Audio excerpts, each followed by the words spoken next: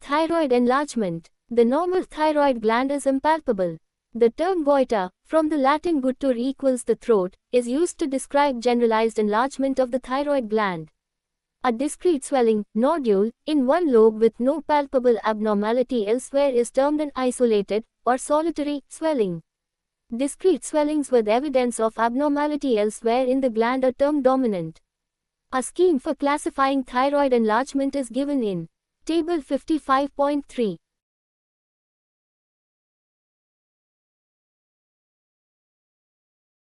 Simple goiter etiology. Simple goiter may develop as a result of stimulation of the thyroid gland by TSH, either as a result of inappropriate secretion from a microadenoma in the anterior pituitary, which is rare, or in response to a chronically low level of circulating thyroid hormones. The most important factor in endemic goiter is dietary deficiency of iodine, see iodine deficiency, but defective hormone synthesis probably accounts for many sporadic goiters, see dihormonogenesis. TSH is not the only stimulus to thyroid follicular cell proliferation, as other growth factors, including immunoglobulins, exert an influence. The heterogeneous structural and functional response in the thyroid resulting in characteristic nodularity may be due to the presence of clones of cells particularly sensitive to growth stimulation.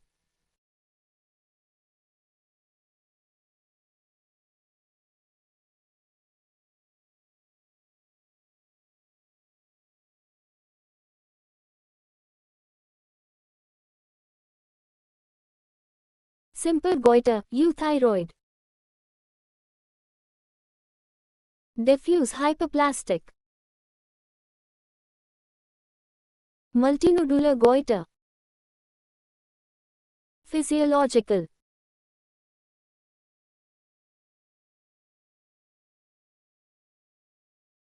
Filled circle pubertal filled circle pregnancy. Toxic. Diffuse, Graves' disease. Multinodular toxic adenoma. Neoplastic. Benign malignant. Inflammatory. Autoimmune. Chronic lymphocytic thyroiditis Hashimoto's disease. Granulomatous.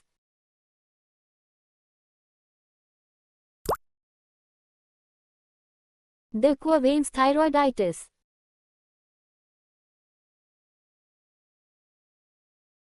Fibrosing. Reader's thyroiditis.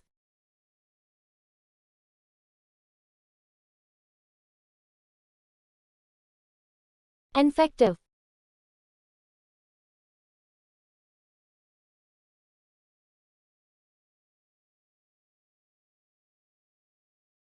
Acute, bacterial thyroiditis, viral thyroiditis, subacute thyroiditis, chronic tuberculous, syphilitic.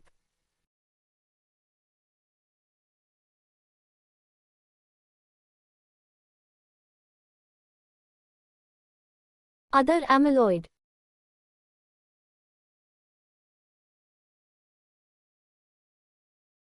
Iodine deficiency. The daily requirement of iodine is about 0.1-0.15 mg. In nearly all districts where simple goiter is endemic, there is a very low iodide content in the water and food. Endemic areas are in the mountainous ranges, such as the Rocky Mountains, the Alps, the Andes and the Himalayas, and in the UK areas of Derbyshire and Yorkshire. Endemic goiter is also found in lowland areas where the soil lacks iodide or the water supply comes from faraway mountain ranges, e.g. the Great Lakes of North America, the plains of Lombardy, the Struma Valley, the Nile Valley and the Congo. Calcium is also goitrogenic and goiter is common in low iodine areas on chalk or limestone, for example Derbyshire and Southern Ireland. Although iodides in food and water may be adequate, failure of intestinal absorption may produce iodine deficiency. Dihormonogenesis. Enzyme deficiencies of varying severity may be responsible for many sporadic goiters, i.e. in non-endemic areas, figure 55.9. There is often a family history, suggesting a genetic defect. Environmental factors may compensate in areas of high iodine intake. For example, goiter is almost unknown in Iceland where the FSH diet is rich in iodine. Similarly, a low intake of iodine encourages goiter formation in those with a metabolic predisposition.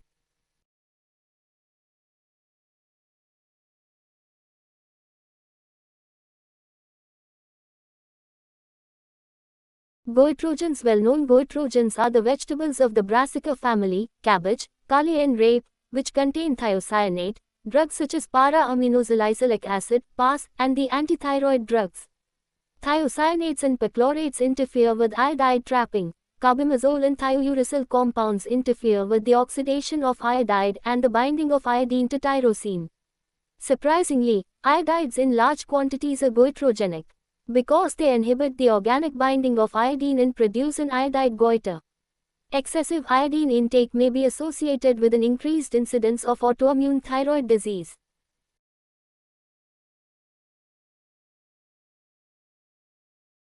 The natural history of simple goiter stages in goiter formation are: filled circle. Persistent growth stimulation causes diffuse hyperplasia. All lobules are composed of active follicles and iodine uptake is uniform. This is a diffuse hyperplastic goiter, which may persist but is reversible if stimulation ceases. Filled circle. Later, as a result of fluctuating stimulation, a mixed pattern develops with areas of active lobules and areas of inactive lobules. Filled circle. Active lobules become more vascular and hyperplastic until hemorrhage occurs, causing central necrosis and leaving only a surrounding rind of active follicles.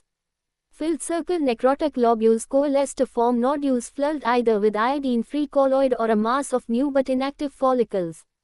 Filled circle. Continual repetition of this process results in a nodular goiter. Most nodules are inactive, and active follicles are present only in the internodular tissue.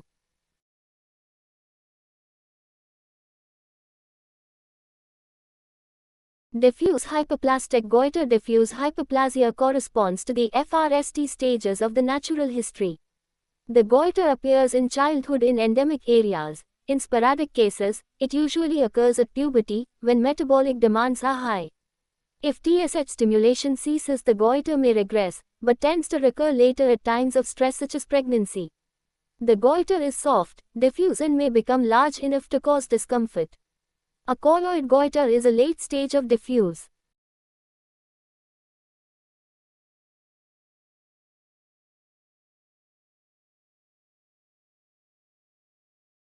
Hyperplasia, when TSH stimulation has fallen off and when many follicles are inactive and full of colloid, figure 55.10.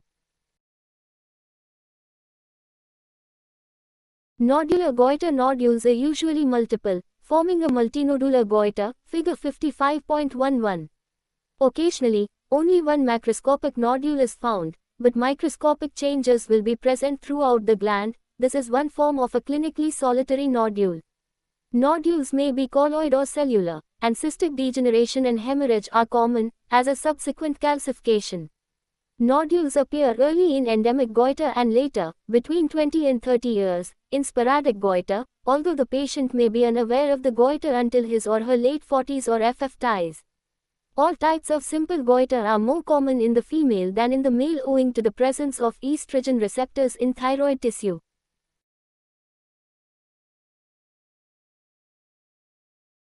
Diagnosis. Figure 55.9. Total thyroid.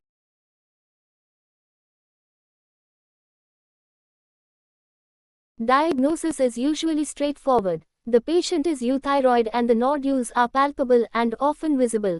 They are smooth, usually FRM and not hard, and the goiter is painless and moves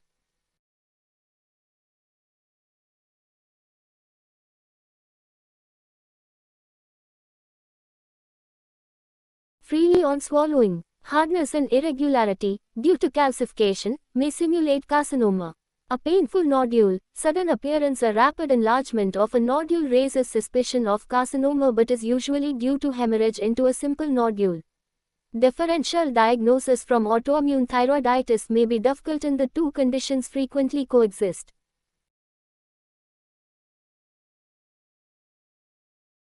Investigations: thyroid function should be assessed to exclude hypothyroidism, and the presence of circulating thyroid antibodies tested to differentiate from autoimmune thyroiditis. Ultrasonography is the gold standard assessment when undertaken by a suitably trained and experienced operator. FNAC is only required for a nodule within the goiter that demonstrates ultrasonographic features of concern. This may or may not be the largest, dominant nodule. The biopsy should be performed under ultrasound guidance to ensure that the correct nodule is sampled. If there are swallowing or breathing symptoms, then a CT scan of the chest and neck is the best modality to assess tracheal or esophageal deviation or compression.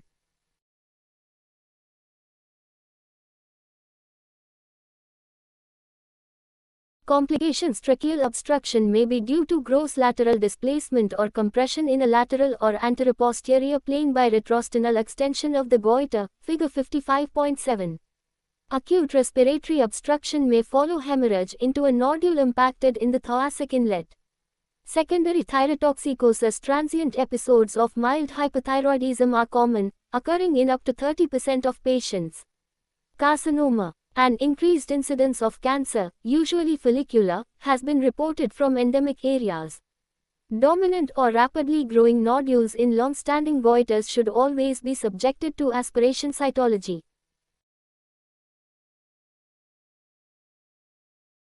Prevention and treatment of simple goiter: in endemic areas, the incidence of goiter has been strikingly reduced by the introduction of iodized salt.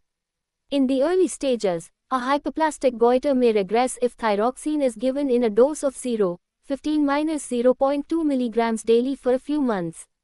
Although the nodular stage of simple goiter is irreversible, more than half of benign nodules will regress in size over 10 years. Most patients with multinodular goiter are asymptomatic and do not require operation. Surgery is indicated for nodular goiters with features of underlying malignancy, for pressure symptoms if other causes have been excluded, or for cosmetic reasons if the patient FNDs the goiter unsightly.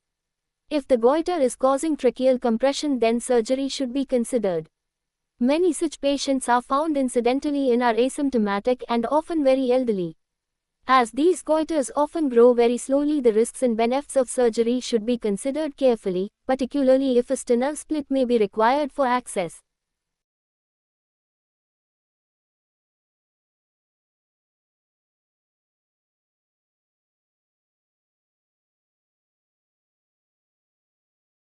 There is a choice of surgical treatment in multinodular goiter: total thyroidectomy with immediate and lifelong replacement of thyroxine, or some form of partial resection to conserve sufficient functioning thyroid tissue to subserve normal function while reducing the risk of hypoparathyroidism that accompanies total thyroidectomy.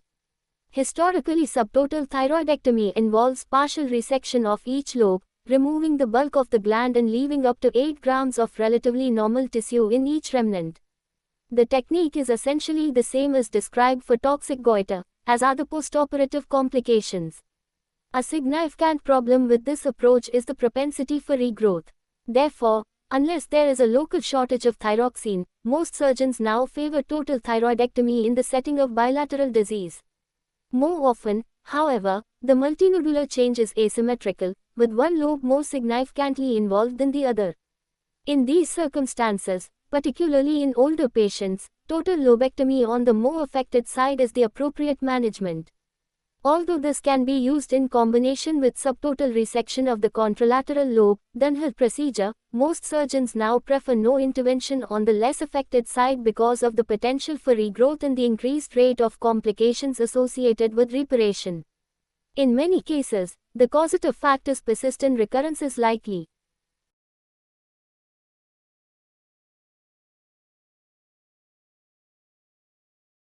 Reparation for recurrent nodular goiter is more difficult and hazardous, and, for this reason, an increasing number of thyroid surgeons favor total thyroidectomy in younger patients. However, when the FRST operation comprised unilateral lobectomy alone for asymmetric goiter, reparation and completion total thyroidectomy is straightforward if required for progression of nodularity in the remaining lobe. Total lobectomy and total thyroidectomy have the additional advantage of being therapeutic for incidental carcinomas. Clinically discrete swellings. Discrete thyroid swellings, thyroid nodules, are common and are palpable in 3 to 4% of the adult population in the UK and USA. They are 3 to 4 times more frequent in women than in men.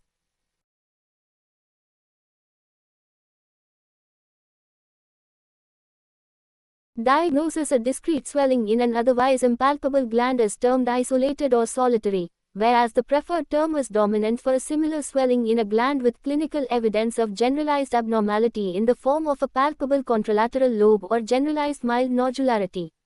About 70% of discrete thyroid swellings are clinically isolated and about 30% are dominant. The true incidence of isolated swellings is somewhat less than the clinical estimate.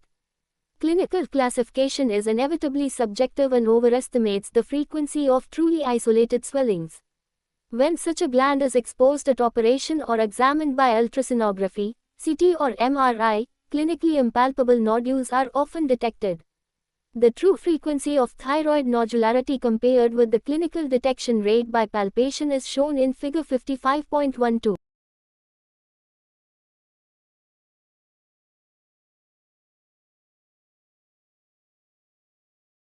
Demonstrating the presence of impalpable nodules does not change the management of palpable discrete swellings and begs the question of the necessity of investigating incidentally found nodules. The importance of discrete swellings lies in the risk of neoplasia compared with other thyroid swellings. Some 15% of isolated swellings prove to be malignant and an additional 30 to 40% are follicular adenomas. The remainder are non-neoplastic, largely consisting of areas of colloid degeneration, thyroiditis or cysts. Although the incidence of malignancy or follicular adenoma in clinically dominant swellings is approximately half of that of truly isolated swellings, it is substantial and cannot be ignored. Figure 55.13.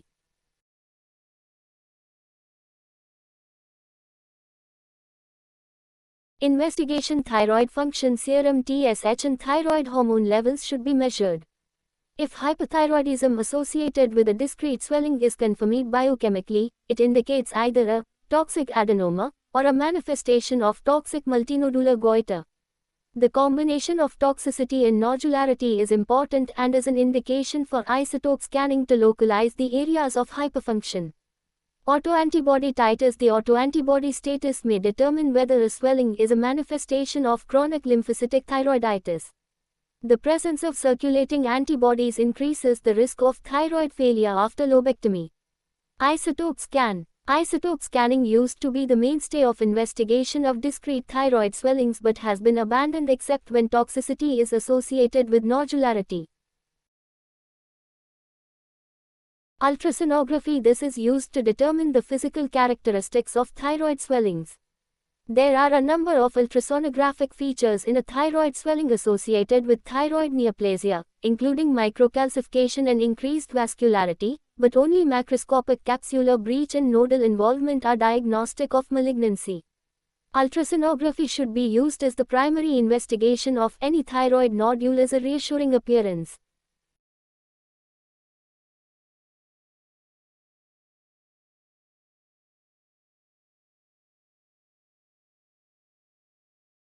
Mitigates the need for FNAC, see fine needle aspiration cytology. Fine needle aspiration cytology (FNAC) should be used, ideally under ultrasound guidance, on all nodules that do not fulfill a fully benign U2 classification on ultrasonography. FNAC is reliable in identifying papillary thyroid carcinoma (PTC), but cannot distinguish between a benign follicular adenoma, Figure 55.14, and follicular carcinoma, as this distinction is dependent not on cytology but on histological criteria, which include capsular and vascular invasion. FNAC is both highly specific and sensitive. Using ultrasonography improves this further, particularly in part cystic, part solid nodules in which ultrasonography allows targeting of the solid element for biopsy.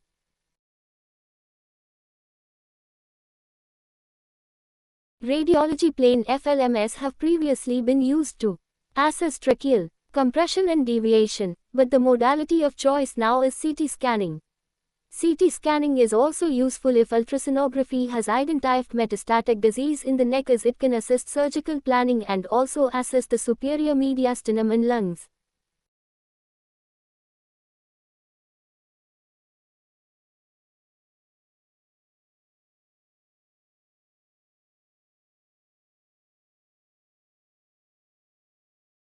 Laryngoscopy flexible. Laryngoscopy has rendered indirect laryngoscopy obsolete and is widely used preoperatively to determine the mobility of the vocal cords.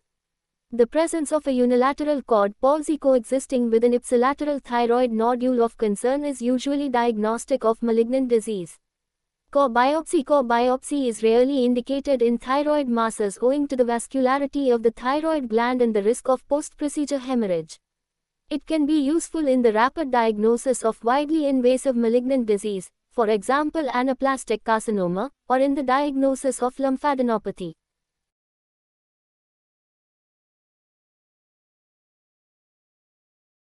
Indication for surgery. The main indication for operation is the risk of neoplasia, which includes follicular adenoma as well as malignant swellings.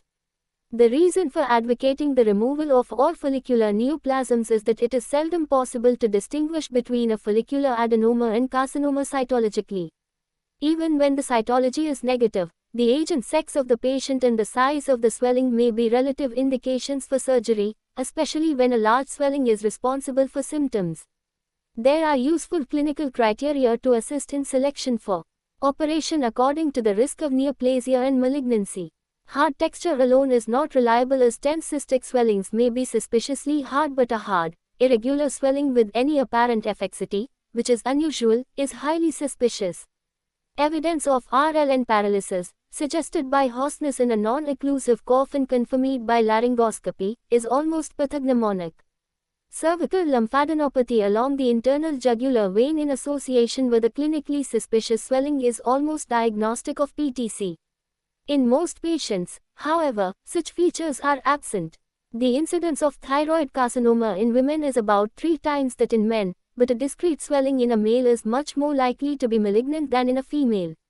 The risk of carcinoma is increased at either end of the age range, and a discrete swelling in a teenager of either sex must be provisionally diagnosed as carcinoma.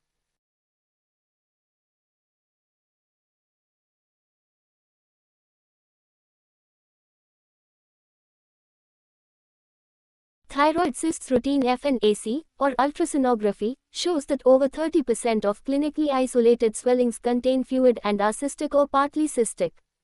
10 cysts may be hard and mimic carcinoma. Bleeding into a cyst often presents with a history of sudden painful swelling, which resolves to a variable extent over a period of weeks if untreated. Aspiration yields altered blood, but reaccumulation is frequent. About 55% of cystic swellings are the result of colloid degeneration or are of uncertain etiology because of an absence of epithelial cells in the lining. Although most of the remainder are the result of involution in follicular adenomas, figure 55.15, some 10 to 15% of cystic follicular swellings are histologically malignant, 30% in men and 10% in women. PTC is often associated with cyst formation, figure 55.16.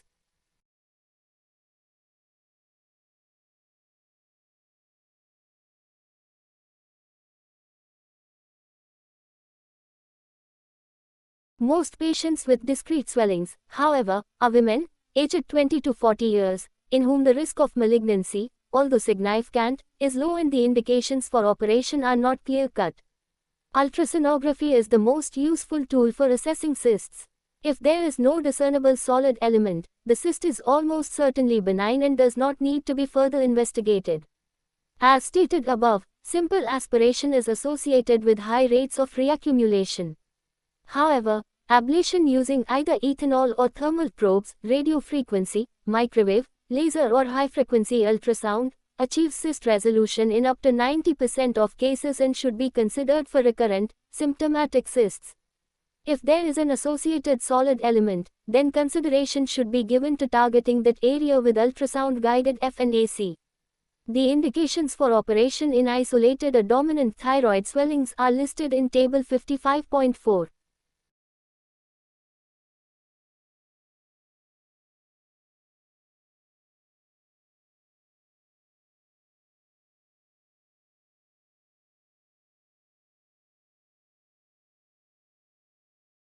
Selection of thyroid procedure. The choice of thyroid operation depends on filled circle diagnosis, if known preoperatively, filled circle risk of thyroid failure, filled circle risk of RLN injury, filled circle risk of recurrence, filled circle Graves' disease, filled circle multinodular goiter, filled circle differentiated thyroid cancer, filled circle risk of hypoparathyroidism.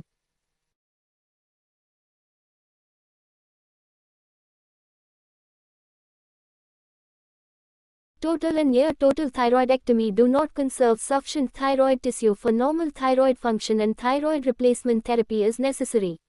In 2/3 of patients with negative antithyroid antibodies, one thyroid lobe will maintain normal function. Subtotal resections for colloid goiter or Graves' disease run the risk of later growth of the remnant, and, if a second operation is required years later, this greatly increases the risk to the RLN and parathyroid glands. In young patients, total thyroidectomy should be considered. It may be preferable to leave the least affected lobe untouched to permit a straightforward lobectomy in the future if required, rather than carry out subtotal resections. In Graves' disease, preserving large remnants increases the risk of recurrence of the toxicity, and, in these cases, it is better to err on the side of removing too much thyroid tissue rather than too little. Table 55.5. Thyroid failure should not be regarded as a failure of treatment, but recurrent toxicity is.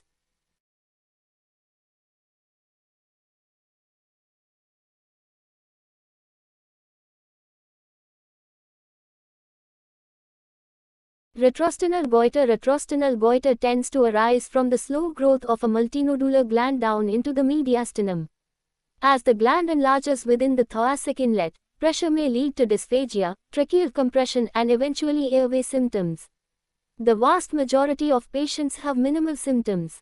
Patients should be considered for surgery if there is significant airway compression, if symptoms are present, or in young patients in whom symptoms are likely to develop. In elderly patients with incidentally discovered retrosternal goiters, most surgeons would observe rather than treat prophylactically. Clearly, a balance between risk and benefit must be made. If a decision is made to proceed to surgery, assessment of the extent of disease is critical. The vast majority, greater than 95%, of retrosternal goiters can be removed transcervically. Patients most at risk of requiring conversion to an open stenotomy approach include those with malignant disease or who are undergoing revision, those whose goiters that extend into the posterior mediastinum, and those in whom the diameter of the goiter exceeds that of the thoracic inlet. In such cases, a joint case with thoracic surgery should be planned. All patients should have cross-sectional imaging. Ideally, this is performed in the surgical position, and, when interpreting CT chest scans, the surgeon should pay attention to the arm position. If the arms are up, as for standard CT chest,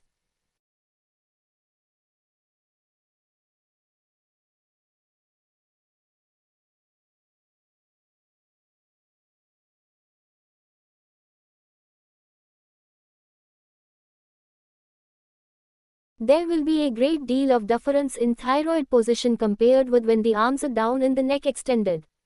The approach to surgery is as described in surgical technique of thyroidectomy. A longer incision is required. The surgeon may mobilize the sternomastoid muscle from the strap muscles to improve access. The ligamentous tissue between the sternal heads of the clavicles may be gently divided to increase the opening for gland delivery. Blunt dissection on the capsule of the gland allows mobilization. Gentle traction is applied to deliver the gland into the neck.